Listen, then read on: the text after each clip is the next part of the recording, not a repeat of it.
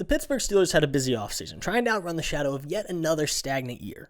They were aggressive in free agency, grabbing a bunch of players that I actually really like, highlighted by Jamel Dean, Michael Pittman, and Rico Dowdle. All very talented players and all arguably clear upgrades. So at this point, some of you might be asking, understandably, Birch, if you don't like the Steelers so much, let's see you get on the field. With your lean athletic physique, your raw muscular build, and undeniable sex appeal, let's see you fix it. Some might be asking other questions, like, Birch, why are you so down on the Steelers if you like their moves so much? I'm getting to that. While I like a lot of these players in a vacuum, they don't make sense to me for this team. The Steelers have used this offseason to get older at running back, older at wide receiver, older at head coach, and to re-sign a soon-to-be 43-year-old quarterback. All of this to build an offense to complement what will again be one of the oldest starting defensive rosters in football with an average age of just over 28. They are now one of the oldest rosters in the league. This kind of heavy veteran investment is usually indicative of a team that feels like they're only a piece or two away. It's indicative of a team in win-now mode. It's indicative of a different team. Because the Steelers have been stuck in a perpetual game of cat and mouse with the concept of a rebuild since 2020 when it was clear that Ben Roethlisberger was on his way out. The fan base has been very vocal about the resulting stagnation, turning their attention to longtime head coach Mike Tomlin, criticizing his inability to turn his immense amount of control in the organization into any kind of a future to look forward to. This pressure has mounted over the last several seasons until finally Tomlin stepped down in January of this year following "Fire Tomlin" chants at a home game.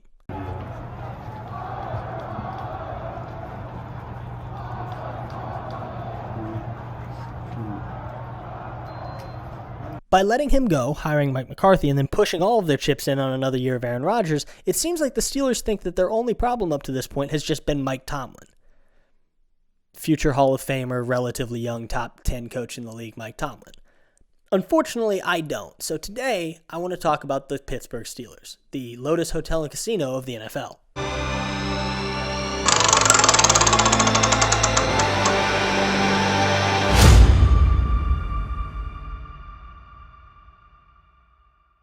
We'll start with one of the largest shadows looming over this coming season, their first in almost 2 decades without Mike Tomlin. Now, losing your beloved, highly decorated 52-year-old head coach will have ramifications, yet there are a lot of Steelers fans who seem to think that this is a good thing. It's not, so let's break it down. Mike Tomlin is one of the greatest coaches of this century. He has 2 Super Bowl appearances, tied for third best since 2000. He has 1 Super Bowl win. He has never had a losing season. He has coached the Steelers for 19 years and coached exactly 1 single game where they were eliminated from playoff contention. He has also had the most top 2 finishes in the division over that span and is one of the best leaders in football. So with all that on the table, why would someone want him gone? Well, there's 3 reasons. No. We don't do that. We don't do that anymore. This is a classier show. We have a microphone now. Okay? Things are different. All right. There's 3 reasons. A common sentiment going around was that it was time to move on, or his message had gone stale. Tomlin's contract situation, we're not going to fire him, but hell, we'll be open. John, if not now, then when, Colin? I mean, he can go to the Giants. It's not like he's going to be out of work, but this thing's run its course, hasn't it? And I have massive respect for him. But it does feel like it was time. It feels like there was no path to the getting over the hump for Pittsburgh. Yeah. Tomlin is a great coach. He's a Hall of Fame coach. But sometimes the voice just, it runs dry in the locker room. I don't know. Yeah, that's true. That's true. I guess sometimes you just lose the locker room, right? I don't know. I just wish there was somebody who could give us like an inside look at that locker room, you know? Oh! The Athletic reported on the moment that Tomlin told the team he was stepping down, and this thing reads like the Red Wedding. If you haven't gotten the chance to look at it, it is worth the read. But here are just a couple of quotes from the article describing the aftermath of the situation. "No," star outside linebacker TJ Watt said. "No, no, no, no, no," he kept repeating over and over, his eyes welling with tears. As Tomlin spoke, Joey Porter Jr. was almost hyperventilating. Rodgers, through sobs, mustered a 2-word message. "I'm sorry," several players heard him say. "I'm sorry. I'm sorry." One staffer, and this is real, this happened, one staffer said that hearing Mike Tomlin was stepping down was like hearing that his dad had died. Several players also very directly came out and said none of this was Mike Tomlin's fault, and one even had suggestions for who you could blame instead. Granted, I haven't been in many, but this is not what a locker room ready for change looks like. Okay, for reference, here's division rival Lamar Jackson talking about his new coaching staff. Oh, yeah, I'll say yes because new coach, new OC, different new guys in positions. So everything is just new, basically, besides upstairs, But coaching staff is just new, and I can say it's a breath of fresh air because everything is just new. That man is glowing. Meanwhile, half the stars on the Steelers signed their contracts specifically because they wanted to play for Mike Tomlin. So this idea that the locker room went stale and was aching for something new, let's be clear. This is not what the team wanted. This is what the fans wanted. And that's because... Yes, moving past the emotions of it, it is undeniable that the Steelers have struggled to find an offensive identity in this post-Killer Bees era, and we will spend a lot of time on the internet's misplaced confidence in last year's offense and how it projects into the future later in this video, but those Fire Tomlin chants were the result of several years of offensive frustration. This is the past 9 seasons for the Steelers since the playoff drought started, and while the defense has been consistently top 10, the offense is placed around 21st on average in total offense in the 7 years since losing both Bell and Brown. As a defensive coach, Tomlin gets tons of credit for the success on that side of the ball, but someone with the amount of power and influence over the roster that he had also needs to shoulder some of the blame on the other end. And with Ben Roethlisberger clearly on his way out by the turn of the decade, the Steelers have had a good 6 years to build a new offensive core. And that journey starts with quarterback. So they've started that, right?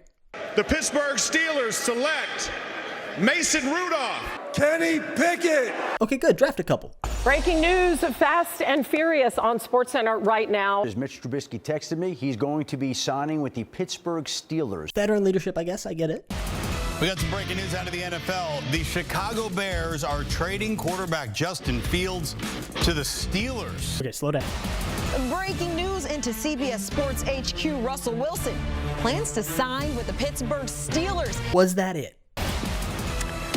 Big breaking news here at CBS Sports HQ. Aaron Rodgers will be a member of the Pittsburgh Steelers. I just can't do this again. The Pittsburgh Steelers selected Ohio State's Will Howard. The Pittsburgh Steelers select Drew Aller, Penn State. This is a generational run of quarterback instability. The Steelers have had 6 multiple game starters in the last 3 seasons. That's 2 per season.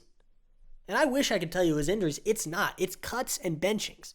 Obviously, someone has to answer for that, and as the guy who okays everyone on the roster, that person is Mike Tomlin. And valid as that may be, especially given his heavy involvement in the draft process, I was curious to take a deeper look at just how many quarterbacks they've actually missed out on. This is every quarterback drafted after the Steelers' first pick of every draft since 2020. In other words, this is technically every quarterback they've passed on in the last 6 years. There's 48 total, and you will notice immediately heavy hitters like Curtis Rourke, Kyle McCord, Devin Leary, Tommy Stevens, Michael Pratt, this guy, Graham Mertz, and this other guy. These are players who have achieved so little. I bet you didn't even realize that none of the pictures I just showed were of the right player. In fact, 3 of them were just different pictures of Will Levis, who himself has achieved so little. When you look up Will Levis headshot, a quarter of the first pictures that come up are not of Will Levis. To dive a little deeper, of those 48, almost half have never started an NFL game, and only 5 are currently starting quarterbacks. 2 of those were rookies, so only 3 of 48 are starters having earned a long-term contract. Now, we can take Malik Willis out as well, because if Tomlin was the reason they didn't get him, the team had the chance to pick him up this offseason for essentially the same amount of money they're paying Aaron Rodgers, and they didn't. Now, given that Brock Purdy was a shot in the dark in the 7th round, the only real whiff here was not picking up Jalen Hurts. So unless we're all that mad at Mike Tomlin for not drafting Jalen Hurts or for not taking over trade negotiations, this suggests to me maybe the problem is something else. It has been really, really rare to find a starting caliber quarterback outside of the top 10 or 15, and the Steelers are quite simply never drafting in the top 10 or 15. And that you can confidently blame on Tomlin, which unfortunately has caused the last reason. Which has caused the last reason. A lack...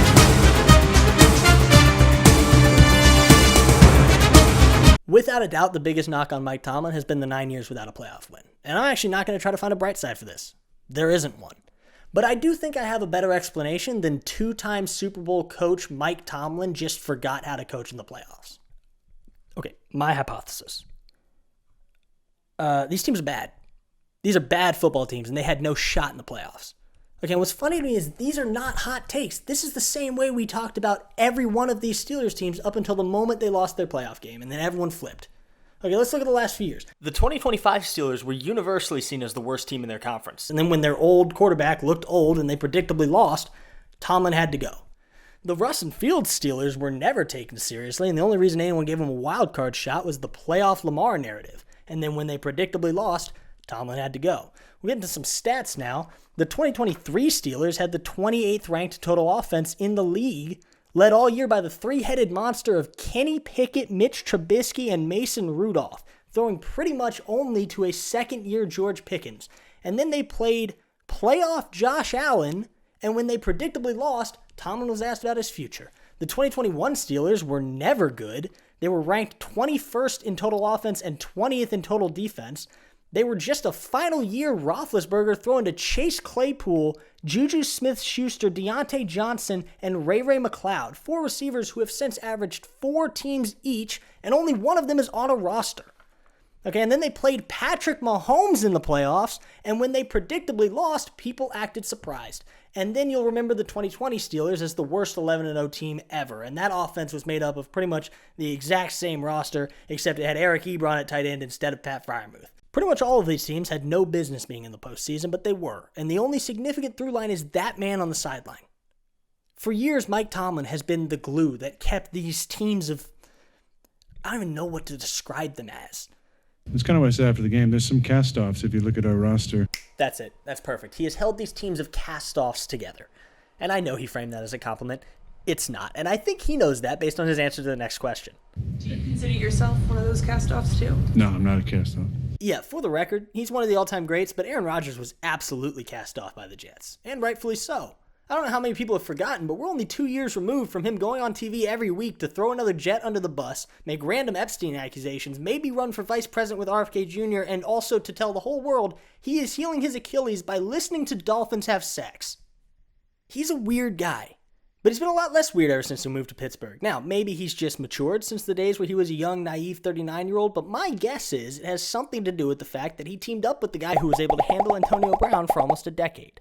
Look, I'm not trying to say Tomlin is infallible. Okay, there have been some bad losses, and his coordinator hirings were underwhelming, and it's more than likely that Tomlin, the GM, was a real hindrance. But Pittsburgh just lost an incredible head coach, and they seem to think it solved all their problems. It didn't. Okay, this team is entrenched in purgatory, which in the NFL means they're in hell. They desperately need to rebuild, and that's what has made their moves this year so perplexing. So I want to take a minute here before we dive into the more analytical stuff to talk about the coaching hire, because I don't get it. The Steelers are notoriously forward-thinking with their coaching hires. Okay, they've only had 3 head coaches since 1969. Now, that's not just an NFL record. It is, in that span, the fewest coaching changes of any franchise in any of the 4 major American sports. They typically hire a young, promising coach who they believe in to shape the team's culture for a long time. Chuck Noll was hired in 1969 when he was 37. He stayed for 22 years. He was then followed up by Bill Cowher at 34 years old, and he coached brilliantly for 15 before he retired early for personal reasons. Tomlin then followed him, also at 34, and he led the team for the next 2 decades. Okay, so my first thought was, losing Tomlin sucks, but now you can start fresh. You can tear it down to the studs and hire your future, like you do so well. They went a different direction. We've got breaking news out of the NFL where the Steelers are working to hire Mike McCarthy as their next head coach. That's the latest from our Jonathan Jones. The Pittsburgh native is expected to replace Mike Tomlin. They went with 62-year-old twice-fired Mike McCarthy. Now, McCarthy has been a sharp offensive coach. I won't try to rewrite history, but this clearly had one goal in mind: to coax back Aaron Rodgers. McCarthy was Rodgers' coach for his first 13 years starting with the Packers. They ran a potent West Coast offense together, and they won their first Super Bowl together. They also famously ended on bad terms. I'm talking about walking around wearing this ambiance, this aura all over you that says, I have no belief in this guy whatsoever. Get him the hell out of here, or I wish I wasn't here with this guy. That's what he's been wearing. We've seen it for a while. We've heard about it on numerous occasions in the past. How their relationship evolved over time, I think there were issues. Now, exactly whose fault that is, who's responsible, it's hard to say that. We're not right there every day, but clearly it's been discussed for a long period of time that there were issues between the two men. Aaron Rodgers did not respect Mike McCarthy because, as the article says, he felt he had a low IQ. So he felt that the questions that he could ask, Mike McCarthy didn't have. Just reiterate that. I'd never heard this before, that he thought Mike McCarthy had the lowest IQ of any coach he'd ever experienced. Right. But they say they're good now, so let's not get too hung up on that, and let's look at the other reasons he was fired, because they actually might sound familiar. Round 1. I really felt that change was needed, and kind of Mike's tenure had run its course? The bottom line is it was time. It was time, and I know he's a good guy. He had a lot of success, but I look at Aaron Rodgers. He was not playing with any enthusiasm. So I felt like McCarthy had his time. He had his run. He did not get it done. But they do need a change in voice. They need a change in culture. Round 2.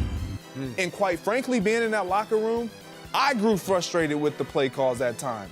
I voiced it. It just grew stale.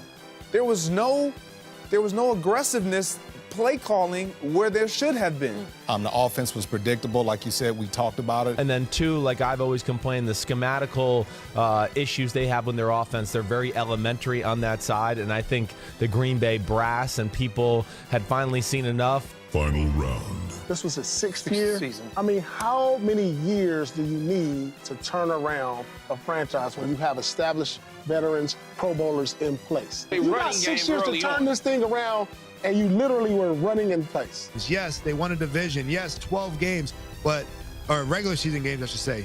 But when they got to the playoffs, completely different team. Not the best team in the playoffs, not prepared in the playoffs. Last year, they had one of the worst playoff performances I've seen as a player. I think Mike McCarthy got himself fired by underachieving the better part of this decade with the league's most talented player. Are you kidding me? So you let Mike Tomlin go so that you could replace him with a much older, more fired head coach with a proven track record in several places of the exact two problems that you had with Mike Tomlin. But at least this guy might have a pre-existing relationship with the quarterback you're trying to coax back, except that relationship, the last time we checked, might be bad. What are we doing? Which brings us to him. Aaron Rodgers. One of the 5 greatest quarterbacks to ever touch the gridiron, has had a tumultuous back end to his career. After falling out with the Packers, he left Green Bay to go be the savior to the New York Jets, a move that failed because tragically about 18 seconds in he tore his Achilles. But he returned the next year to reclaim the throne, which failed again because 18 weeks in, they were terrible. So he left New York for the greener pastures of Pittsburgh, Pennsylvania, where he was able to deliver their 10th straight everything ventured nothing gained season. Regardless, the Steelers made it clear from January that they wanted him back in 2026, so much so that they hired his old coach and passed on pursuing any free agents at the position while Rodgers spent months contemplating, until finally, Art Rooney put his foot down and said this. Do you anticipate hearing one way or the other by the NFL draft? I would say by the draft, I expect an answer, yeah. The man at the top set a public deadline.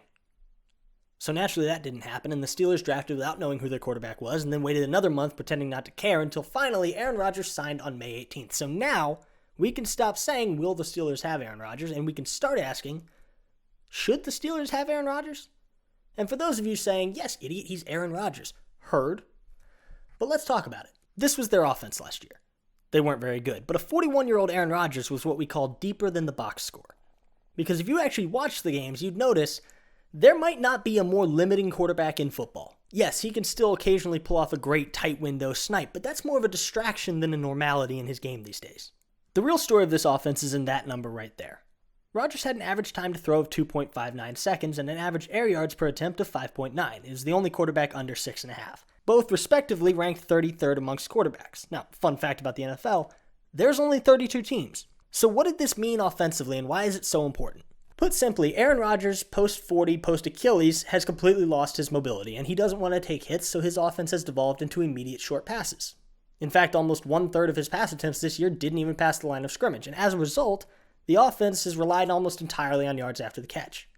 And I mean almost entirely. 73.5% of their total passing yards this year were gained after the catch. This was a massive outlier, just over 20% higher than the rest of the league's average.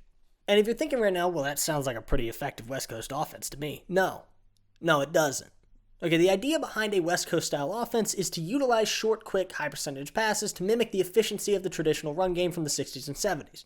Now, this has given us some of the most potent offenses in NFL history, largely because these passes would, in effect, spread out the defense and make them vulnerable to setting up deep shots down the field and more explosive runs. Except this team was terrible at deep shots and long runs. They were abysmal at completing passes downfield and breaking off 10-plus yard runs, and they were at best average on explosive plays on designed runs.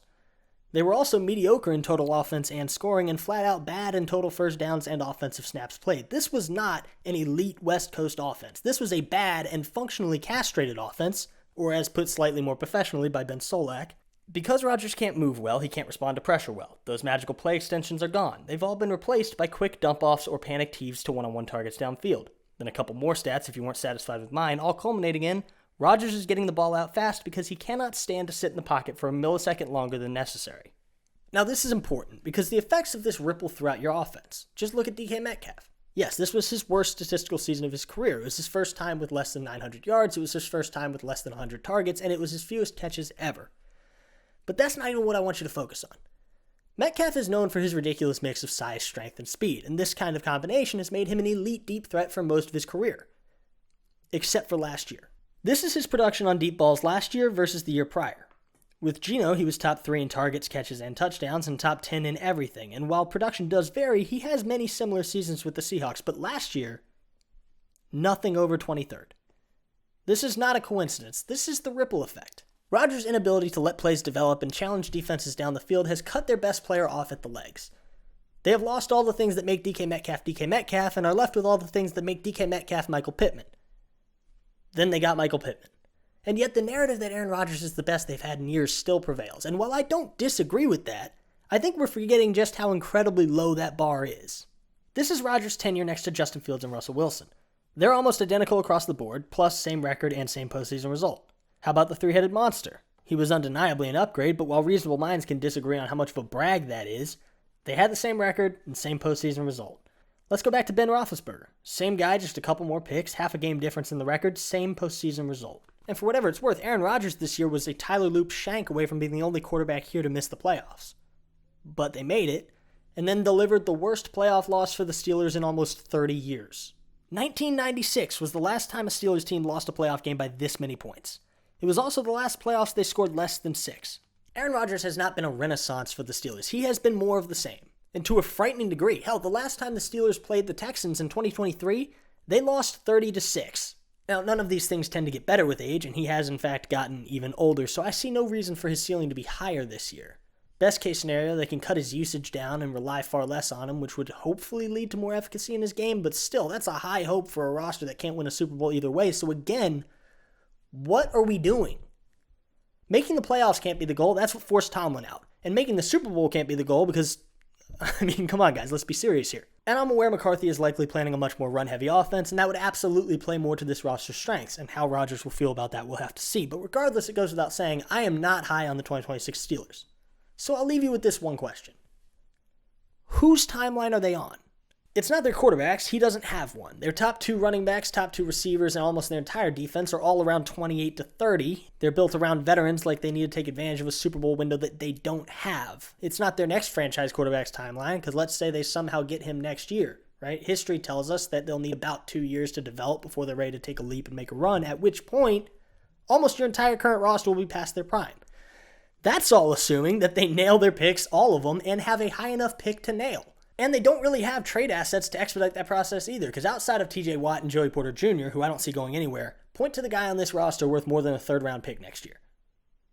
Look, it's possible that I'm oversimplifying this. Maybe I just don't see the vision. Maybe they nail every pick in every draft and make big quarterback moves in free agency. But I am having a hard time understanding how the Steelers plan on being contenders in the next few seasons without continuously renting quarterbacks year after year. All right, that's the episode. Official prediction, Steelers go 9-8, and they miss the playoffs, and we're right back here in the exact same spot next year.